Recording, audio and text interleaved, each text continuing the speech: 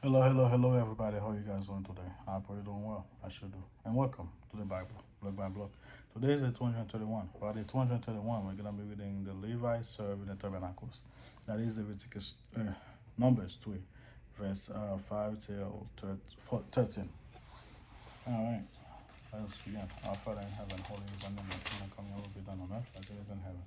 Give us this day our daily bread. Forgive us our debt, I will forgive our debtors. Do not lead us into temptation, but deliver us from the evil one. For your kingdom and your glory and your honor is forever and ever. Amen.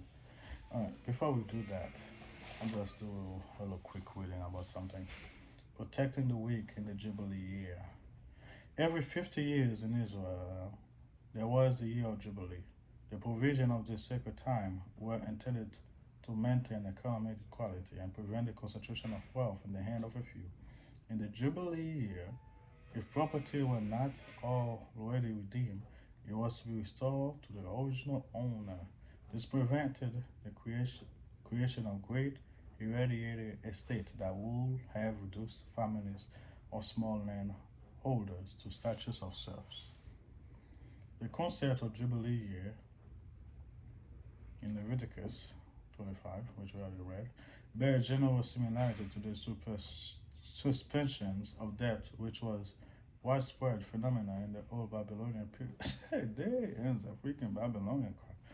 Man, I haven't all that out. 2017 BC to 15,905 BC.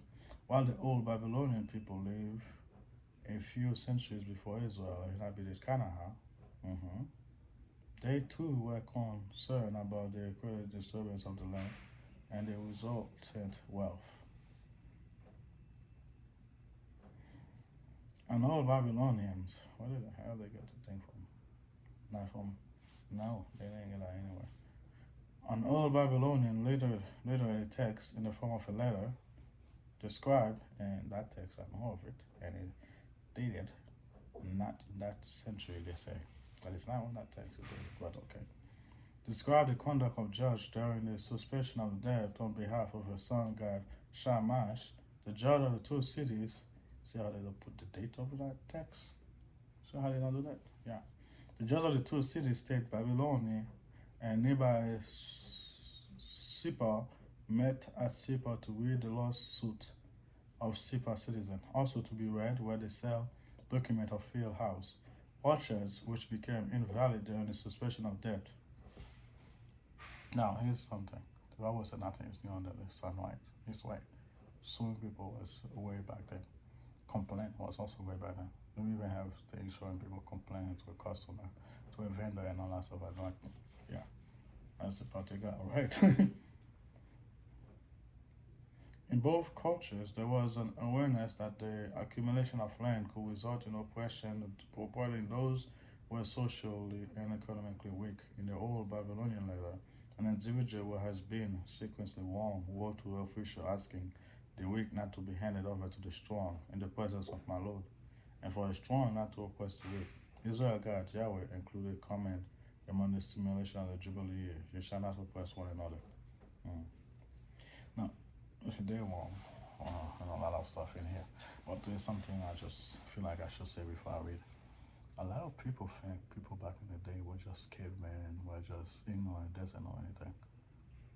The greatest civilizations exist back in the day because they were not dumb. That's why every time you see the pyramid or all those other things they build, you're like, oh, we must be alien. Why? Because they think people back in the day were dumb. They were not dumb. A lot of them were smarter than any people here nowadays. They had civilizations, they had philosophy, they had all this back then.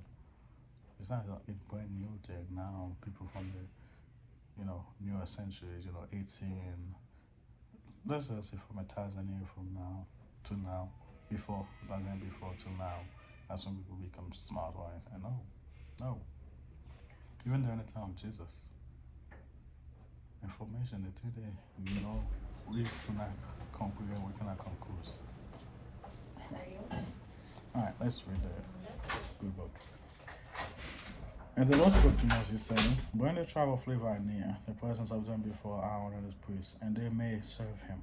And they shall attend to his needs and needs of the whole congregation before the tabernacle of meeting, to do the work of the tabernacle. Also, they shall attend to all the finishing of the tabernacle of meeting, and to the need of the children of Israel, to do work of the tabernacles. And you shall give the Levi to Aaron and his son. They are given entirely to him from among the children of Israel.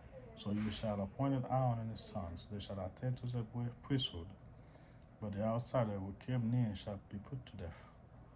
Then the Lord spoke to Moses, saying, Now behold, I myself have taken the Levi from among the children of Israel, instead of every firstborn who opened the womb among the children of Israel.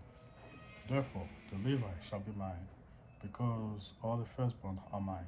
On the day that I struck all the firstborn in the land of Egypt, I sacrificed to myself all the firstborn in Israel, both men and beasts. They shall be mine. I am the Lord. All right, thank you guys for being here. Pray for me, I pray for you. See you guys next time. Bye.